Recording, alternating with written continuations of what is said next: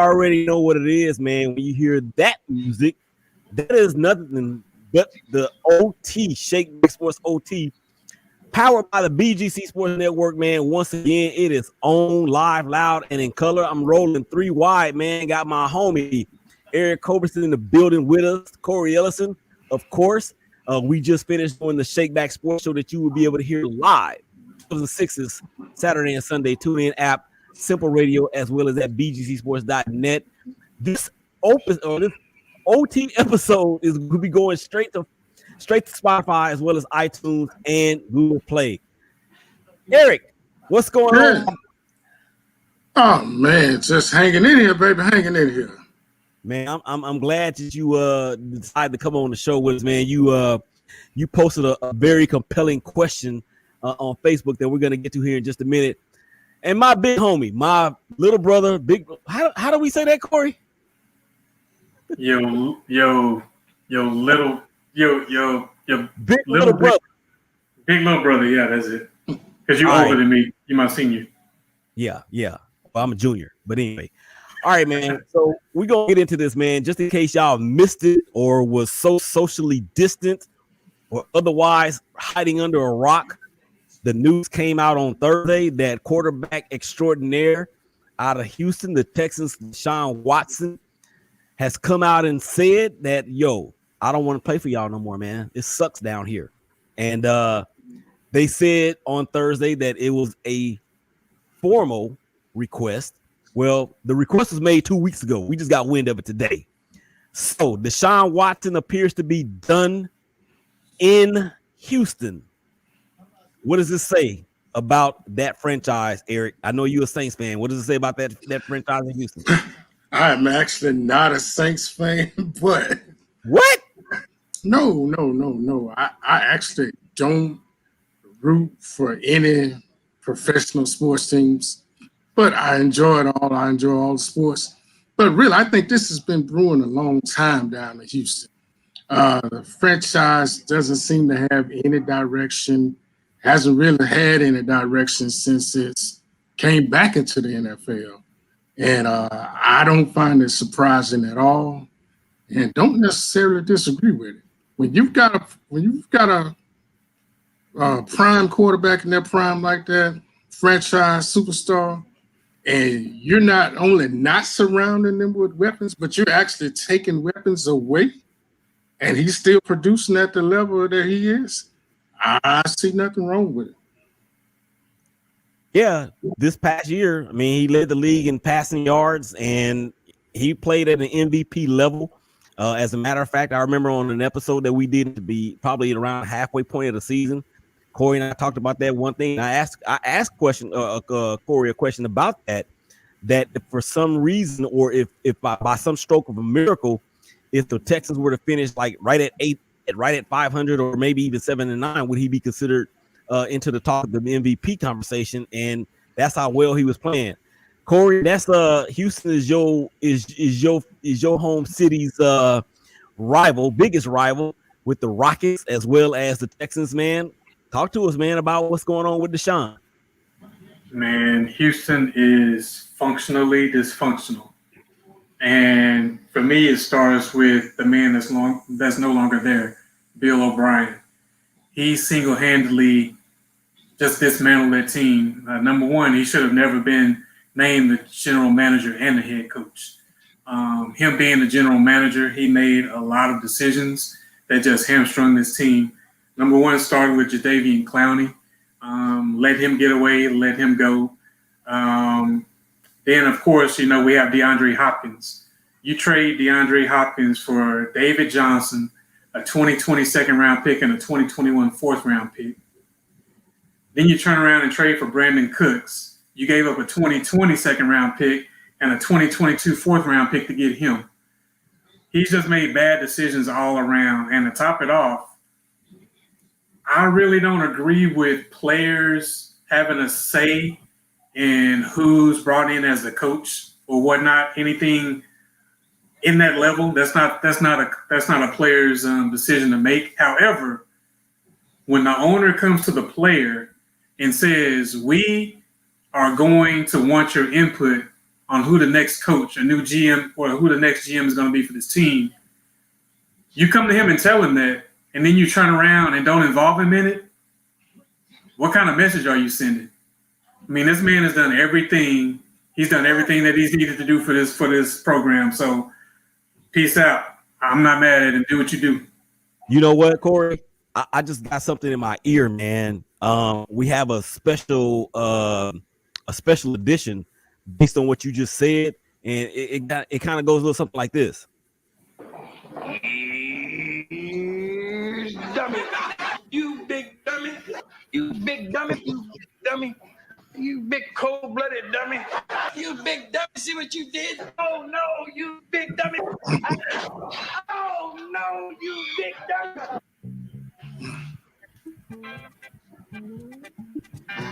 Okay, I'm gonna cut it there because I think we got the gist of it. When you say it started at the top with O'Brien, it started with the owner. He said something to the effect of letting the prisoners run the asylum. That's when it started. That is when it started. And look, we know that most of the professional sports owners are Republican, like Trump. You know, I don't want to get into the political part of it, but from what I've been hearing, man, out of Houston is the fact that it ain't just Deshaun. It ain't just JJ Watt. It ain't just players. It's employees in that entire organization that have put up with this and have basically said, you know what, take this job and shove it, Holmes, because we ain't working here no more. So let the debate begin, because I believe that there are only maybe 5 teams out there, or should I say this? There are 27 teams out there that should be making a call to the Houston Texans and asking them what is it going to take to get Deshaun out of there. And the teams I'm talking about that don't need to make the call: Kansas City, I hate them; Buffalo, Baltimore, San Diego, the Los Angeles Chargers. I would even throw Tampa Bay. I'll throw Tampa Bay in there. Cincinnati Bengals, and the Green Bay Packers. That's 7 teams. Everybody else, they need to be making a call. Eric, what say you? I pretty much agree, because like Deshaun has kind of shown that he can transcend the game. He's that type of talent, and that talent doesn't come along in every draft or every other draft. So if you got an opportunity, and we all know that this is a quarterback's league, and you got that opportunity, I'm like you need to be making that call, saying, what part of the house I got to put up to get your man out of there? Yeah. agreed. And Corey, so that brings me to you. Yes, I will trade. If I can get Deshaun Watson, I love you, Dak Prescott. Bye, baby. Really?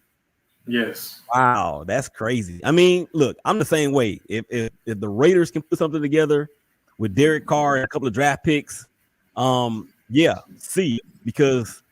that dude is just that dude. And if y'all remember when he played for Clemson and the battles that him and Lamar Jackson had when Lamar was at Louisville, those were epic battles, man. And now here we are talking about those two guys as being so talented, so valuable, and so important to their squads, to where you would have a diamond if you're able to get one of those guys. So, all right, man, good stuff there. I wanted to ask y'all about this though, because this seemed to me like a public relations move. When the Texans came out on Thursday and said they're going to hire former assistant coach of the Baltimore Ravens, David Culley. Of course, he's an African-American. Proud of him for getting the job. He's 65 years old, and this is his first time coaching in the NFL as a head coach, rather. Was this a PR move, Corey? Who is Culley? For what I understand, he's been in the league 27 years. I've never heard of this person in my life. So as far as a PR move, I don't know if it was a PR move. And I tried to see what the incentive was for them hiring him, especially when you have other players of color, especially Eric Bieniemy sitting out there that has paid his dues. I don't know, man. I just kind of went back and looked at his career and where he's been, and his last position was with the Ravens, and he was their passing game coordinator. And if I'm not mistaken, where did the Ravens finish this year in passing? 32nd. Dead last in the league. So I don't get it. I don't know what the motivation was for hiring him. Eric, what you got on that, man? Because I can't help but to think, but it's nothing but a PR move. But what you got on that? I think it's definitely a PR move. It's a move to say, you know, we reached out, we hired a person of color, but it's setting the guy up to fail. Truthfully, I mean, you know, he hasn't had head coach experience. He's not necessarily known as he's not even necessarily really known, not to say known as a player's coach, but to put him in that position, I mean, you know, we're looking at maybe 1 or 2 years and then say, oh, well, we tried. We had. Yeah, I agree with both you guys, man. And to me, it just feels like they're just trying to, I don't know, soothe the feathers or ruffle steel-skin or whatever you want to call it. But doesn't matter. Deshaun's out of there. And I hope he lands. You know what? I'm not going to say where I hope he lands. I just hope he lands in a place where he is respected, where his talent and his play and his performance from the past will garner him an opportunity to be a winner. And he's only 25 years old, and you don't want to see this kid end up like some other quarterbacks, man, with all the talent, but none of the weapons around him to really make a dent in trying to win a Super Bowl. So, all right, man, we're going to move on from there. Eric posted a question on Facebook, and it was very compelling. And I wanted to bring him on the show specifically for that. And well, Eric, you know what? You tell the people out there, tell the listeners what your question was. Well, you know, pretty much. I was watching the conference championship and with Tom Brady winning and about to make his 10th trip to the Super Bowl. And it just dawned on me, you know, you get a lot of people. I've heard a lot of people anoint Tom Brady as the greatest of all time. And I got no problem with it. Either way, is or not. But I also hear people vehemently deny that to LeBron James. Also, 10 trips to the finals in professional sports. I think the only two guys that do it in the modern era. Neither guy has won all 10, or not in Brady's case. So I just wanted to know, I just posed a question. If you're that guy that anoints Tom Brady as the GOAT, but you vehemently deny that same status to LeBron, I just kind of want to know, how does your mind work? What are you thinking? Okay, so it's a very interesting question, and one that we had talked about when I was doing the hashtag Shop Talk segment at the barbershop. And it's one that it to me, it deserves some attention. So let me ask you this first. Do you consider LeBron James as the GOAT in the NBA? Actually, I don't. I actually don't consider any individual players in team sports as the GOAT. Okay. Because it's all subjective. I mean, you know, I would look at it as you could be the GOAT at your position, but it's a team sport. Mm-hmm. So, you know, me personally, I kind of stay away from the whole GOAT thing in team sports, but I get it. I understand how people go there and how they compare. So, like I said, you know, just wondering how people anoint Tom Brady, but in turn, I adamantly deny that same status to LeBron James. Corey, what to address his question? Why is it that way? Why do you think it's that way? For me, I will say that LeBron James is the GOAT of this era. Hey, You man, know, wait. It's greatest of all time, not greatest of all time era. In the era, you can't be the but greatest. but like the man said, there's different eras of basketball and different eras of sports, and you can't compare one era to another one. For me, you know who my GOAT is. I'm MJ all day long. That's my GOAT. And the reason why I give MJ that status is because I have more respect for him because he did it organically. He didn't go out and form super teams and pair up with other players of his caliber or better to win championships and hop from team to team. He did it with one team. So I have way more respect for MJ. Not saying that I don't like LeBron. I love LeBron. I think he's a great talent. But I can't give him the same respect and the same classification that I give Michael Jordan because of how Jordan did it versus how he did it. And the same thing with Brady. Of course, he had Belichick, and everybody said he won because of Belichick. But that's playing out to not be the case. And again, with him, he did it with one team until this year. And it still begs the question if he's going to get it done next week or not. So those are my differences in the two or the three. All right, so let me dissect both ends of it because I love this subject because too many times, Eric, that we get into the debate about the greatest of all time, and I like to switch it up and say the greatest that I've ever seen because I can't realistically say that Norm Van Brocklin or Johnny Unitas is the best of all time, although their names are being mentioned in that category. But I can't say that because I never saw him play. Same thing with LeBron, or in basketball, rather. I can't say that Wilt Chamberlain was the greatest player of all time because I never saw him play. I can't say that Bill Russell was the greatest of all time. I saw him play. Now, what I can say is this. Michael Jordan is the greatest player I've ever seen over LeBron.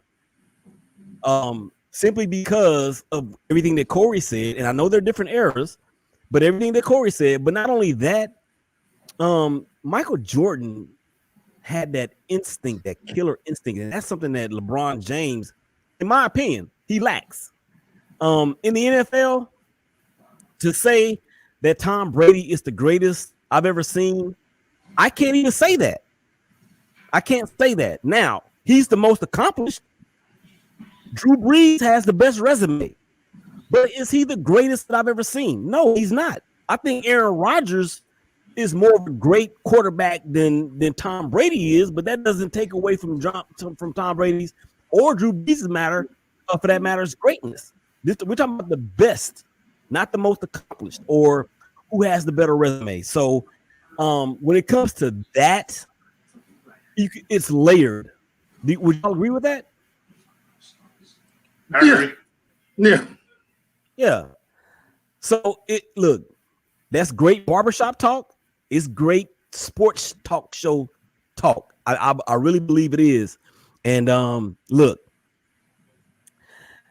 if you want to break down by position, you can do that. Tom Brady, Joe Montana, Dan Marino, all those guys, whoever you want to throw in there. In basketball, point guards, Magic Johnson, John Stockton, Isaiah Thomas. You can flip-flop Isaiah Thomas and John Stockton. I put Isaiah ahead because he's got 2 championships and he was a more well-rounded player than Stockton was. Shooting guard, 2 guard, that's Michael Jordan all day long, followed by Kobe Bryant, then Dwayne Wade. So to me, I like the way you put that, Eric, in terms of being able to rank them by position. But to say greatest of all time, I think we probably put too much emphasis on that. All right, man. I want to give an ode to the OGs. Jason Witten, former tight end of the Dallas Cowboys. He signed a 1-day contract with the Cowboys on Thursday to retire. The all-time leading receiver in tight end history. I think he's 3rd all-time in yards. And then, of course, Phillip Rivers. led the Colts to the playoffs. They did get ousted in the first round by the Buffalo Bills. They did have a chance to win that AFC wildcard game up in Buffalo, but for a Hail Mary that fell harmlessly to the turf. He has retired. I got to ask y'all a question, man. Is Phillip Rivers a Hall of Famer? Not in my book. No. Oh, No. okay. I was about to end the show, but now we got to have another debate. Nah. Corey, what say you? I'm on the fence on that one. I'm not going to automatically say yes. Yeah, I'm on the fence on that one. I'm not going to say he a first ballot, first time Hall of Fame. I don't think so. Okay, and that's where I was about to go with that because there seems to be a general consensus that he is definitely a Hall of Famer. Now, whether he is a first ballot, that remains to be seen. So just kind of let me do this real quick, guys, because he's got the numbers. He has the 63,000 total yards passing in his career. Okay. He's got 421 touchdown passes in his career. I think the 63,000 is fourth or fifth all time. He led the league in passing yards in 2010 with 4,700. So my thing is this, man, with Phillip Rivers.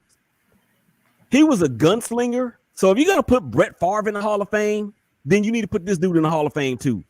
And I know Brett Favre did win a Super Bowl with Green Bay, but that wasn't totally, or the reason why Phillip Rivers hasn't won a Super Bowl is not because of Phillip Rivers. It's because the Chargers put poor talent around him, much like what we see from the Texans with Deshaun Watson. So that's my take on it. I think he is undisputed Hall of Famer. Maybe not first ballot, but definitely a Hall of Famer. I can agree with that. Okay, so if we're talking talent, putting around someone, does that make Eli Manning a Hall of Famer? No, sir. No, sir. He's going to get in. But see, I define Hall of Famer as somebody who changed the game. Joe Montana, Dan Marino, Patrick Mahomes, Tony Dorsett, Emmitt Smith, Michael Irvin, Jerry Rice. They changed the game. Can we really say that about Eli Manning? He changed the game? No, mouth breather did not change the game. And he won. He won 2 Super Bowls on desperation plays, especially one where he heaved the ball up with his eyes closed, and Tyree caught the ball on his helmet. No, man, no. Eric, you brought up the question: is he a Hall of Famer? I don't think so. But I just brought up the question to play devil's advocate. Oh, okay. With the whole, draft day, Eli, I'm not going to San Diego, but I'm like you. I think he gets in just because he's a man with 2 Super Bowls. Yeah, he's going to get in. And on top of that, he was the MVP of both of those Super Bowls. So whether you think he deserves it or not, whether you think he has the talent or not, I mean, he's got the numbers and he's got 2 rings. He's got the same amount of rings as his brother, and he's got 2 more rings than his daddy, and his daddy's in the Hall of Fame too. So, all right, man, y'all got anything else? I thought you was going to ask us where we thought Deshaun Watson would end up. No, look, that's too much to unpack. That's too much to unpack. Now, okay, one team. What is the best fit for him? One team. Eric, go. I can't say that's a lot. Like you said, that's a lot to unpack. That I could put him in 10 teams right off the bat. So I can't narrow it down to one right now. Okay, let me ask it to you like this then. Put Deshaun Watson on what team and they win the Super Bowl next year? Aside from the ones that we mentioned earlier, the Kansas Cities and all of that. I'll tell you what, barring injury, and if people stay healthy and things, I'll say this. You put Deshaun Watson in New Orleans and they get they in the Super Bowl. Yes, sir. Absolutely. Go ahead, Corey. That was my pick. New Orleans, that's the perfect fit for him. Yeah, I agree with you guys like 2,000,000%. You've got one of the best running backs in the NFL. You've got one of the best wide receivers in the NFL. You've got a more than serviceable tight end with Jared Cook. So, assuming he comes back next year. You have Tremendous coach. You have a tremendous coach with pedigree, championship flavor, and with the offensive ingenuity that Sean Payton has, he can now go back to designing deep balls because we know Deshaun can throw it and Drew Brees can't. You have a top 5 defense that is Super Bowl ready right now. So, if I am the New Orleans Saints, what's the GM's name? Mickey Loomis. Yes. That is. If I am Mickey Loomis, I am not only am I calling Houston, I am getting my bags together and I am walking down I-10 from New Orleans to Houston and asking them, what do you want for me to be able to get Deshaun? And if that happens, God help. All right, man. Y'all got anything else? No, sir. Yeah. Look, like they say in church, all minds clear, all hearts clear. Yes, sir. Amen. Eric, appreciate you coming on, man. It's been a long time since I talked to you, saw you other than social media, man. I'm glad you're doing well. I'm glad your wife is recovered from the Rona. We do this every week. You are welcome anytime you want to come on the show, man. We talk about just about everything. So I just want to say thank you for your time, and it was very, very, very much fun too. So, and Corey, you just come on back next week, man. You obligated.